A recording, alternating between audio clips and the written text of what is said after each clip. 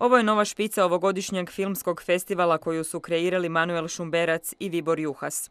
Novost je ove godine studentski program na kojem je festivalu partner Akademija dramske umjetnosti.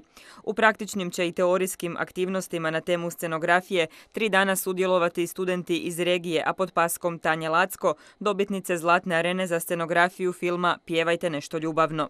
Od 11 akademija, gdje su to Zagreb, Rijeka, Skoplje, Beograd, Novi Sad, Rumunjska, i studenti žele doći.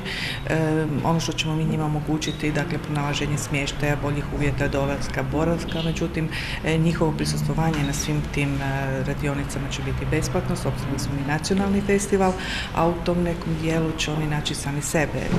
Morali smo stati, moram priznati, s obzirom da je danas dekan i njegovi prodekani se nalaze u Istanbulu, gdje će na konferenciji svjetskoj gdje će predstaviti ovu suradnju i pozvati druge.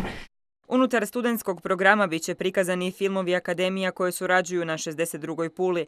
Međunarodni karakter festivala promovira grad kao turističku destinaciju, što su prepoznali i u pulskoj turističkoj zajednici. Osim samog filma koji se događa u areni na Kaštelu, grad živi u znaku filma, znači po ulicama i trgovima. Turistička zajednica, osim što sufinancira samu manifestaciju, radi i na promociji manifestacije, tako da na svim našim prezentacijama posebno prezentiramo film festival u našim materijalima i svim onim drugim kanalima promocije.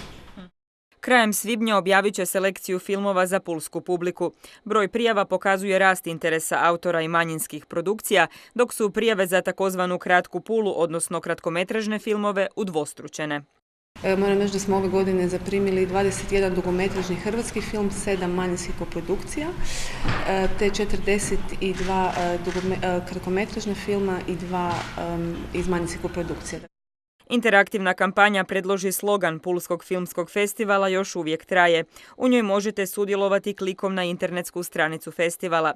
Temelji se na subjektivnoj poveznici ili proširenju slogana Film pod zvijezdama.